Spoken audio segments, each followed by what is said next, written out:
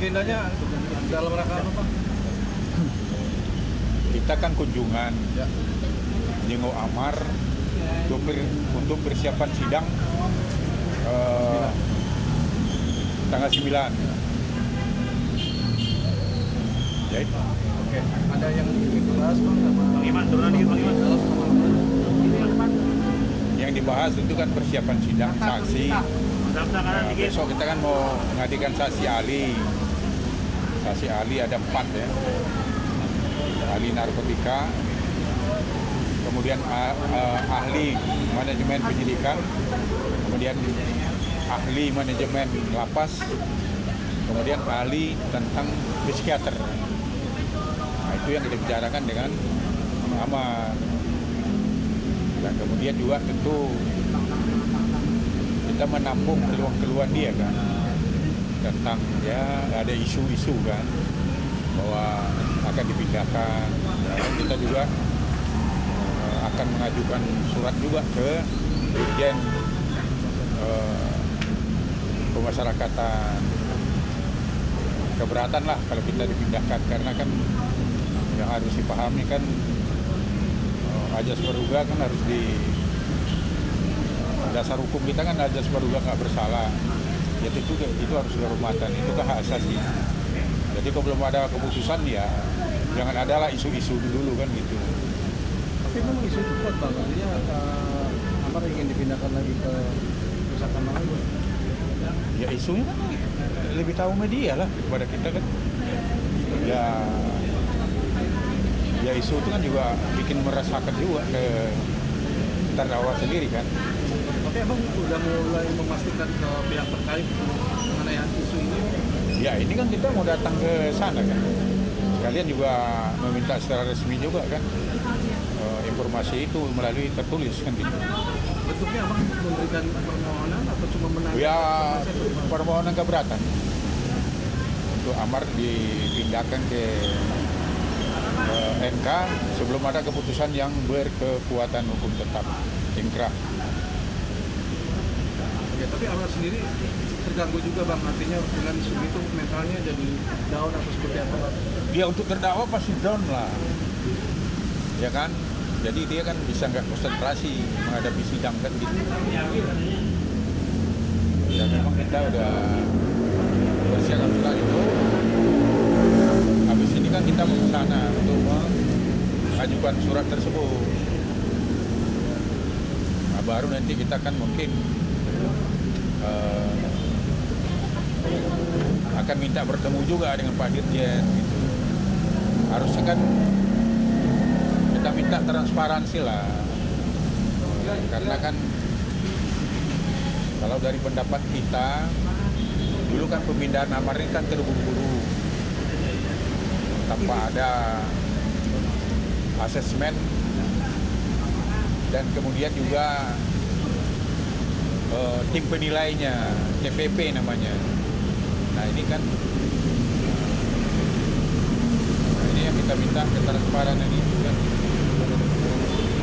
Tapi yang menjadi desakan harus kembalikan lagi ke Nusa Kambangan itu Ya kita nggak tahu, inilah yang kita, itu kan baru isu.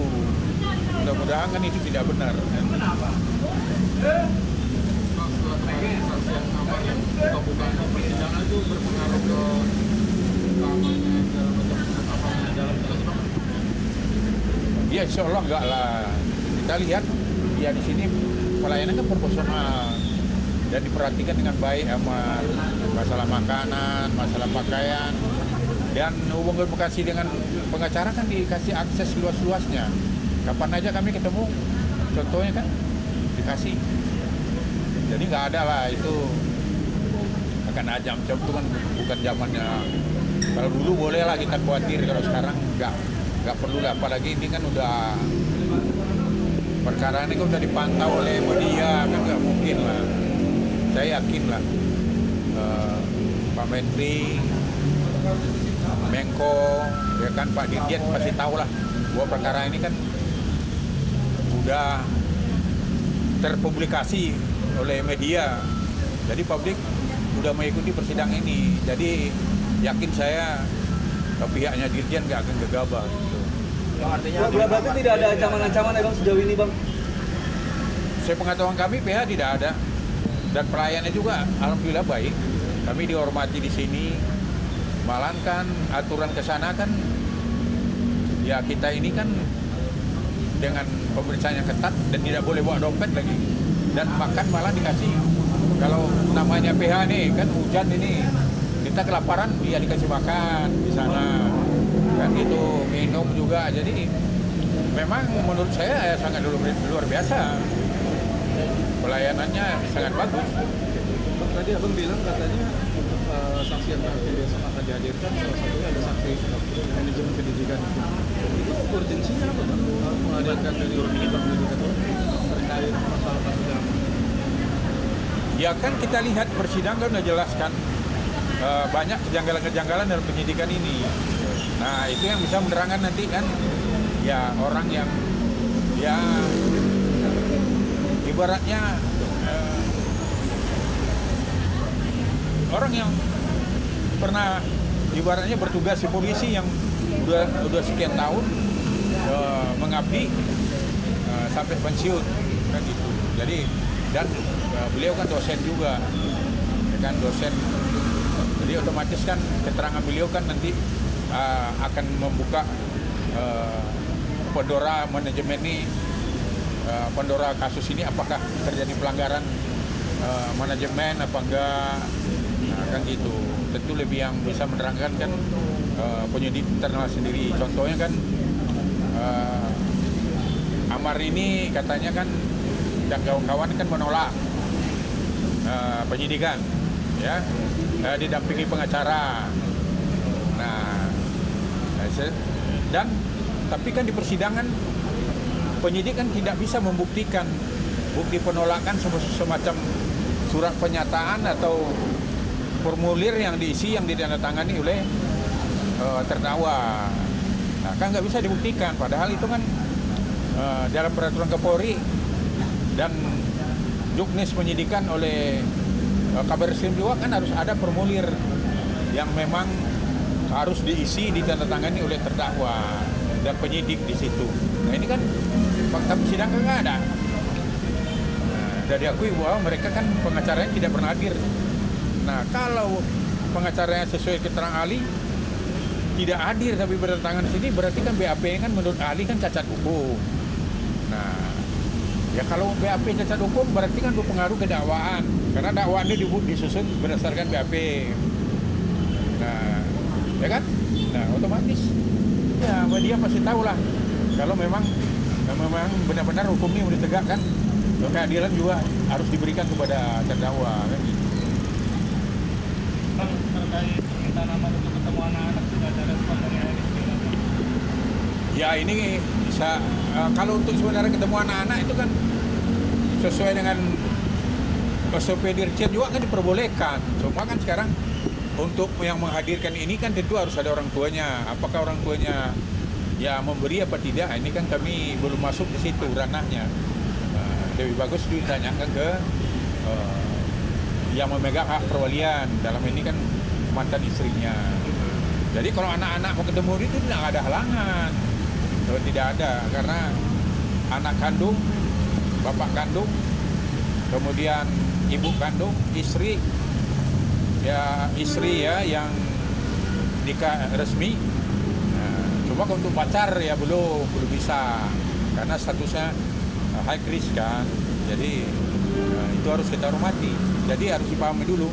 Kalau Amar mau ketemu anaknya itu tidak bisa dilakukan.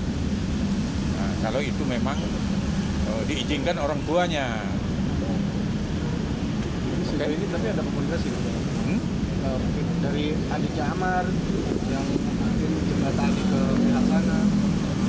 Kalau untuk itu tanya Madin, karena kan kami kalau untuk hubungan itu kan lebih dekat adiknya. Saya kan memang tidak pernah berhubungan dengan mantan istrinya. Tapi dari Tadi di dalam ini ada obrolan apa tuh? Hah? Ada obrolan apa dengan apa? Ya seperti kami bilang tadi kan obrolan tentang persiapan perkara sidang besok tentang ahli ini yang kita hadirkan loh, ini loh, kamu setuju apa enggak?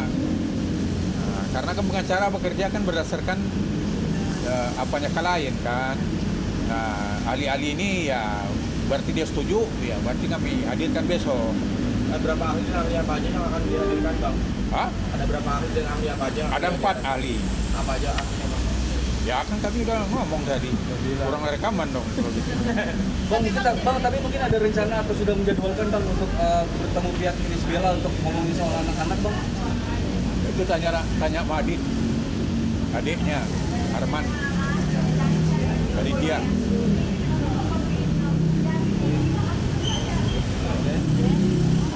Ya, oke. Oke ya. Oke, thank you, Bang. Jadi hari ini juga langsung kasih surat atau besok Bang? Oh, saya sekarang memang mau ke sana. Oh sekarang sekarang. Mau ke sana. Karena aturan jam 1, tapi kan karena banyaknya diskusi yang kami laksanakan. Tentu surat yang akan kami berikan sesuai dengan etika yang pengacara kan harus disampaikan dulu ke amarnya. Karena kami kan kuasa mewakili, mendampingi, mempertahankan hak-hak pemberi kuasa. Nah, jadi kami kan harus koordinasi dulu sebelum berangkat ke sana.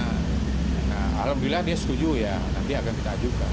Tapi di sana cuma menyerahkan surat aja, Bang. Berkas aja. Ya udah pasti kan. Pertama surat dulu. Di surat itu nanti kan bisa aja kita nanti diundang. Ya kan? Di surat itu kan pasti juga kita ya kita tengok sikapnya Dirjen Pemasyarakatan. Tentu beliau kan pastilah menghormati hak-haknya.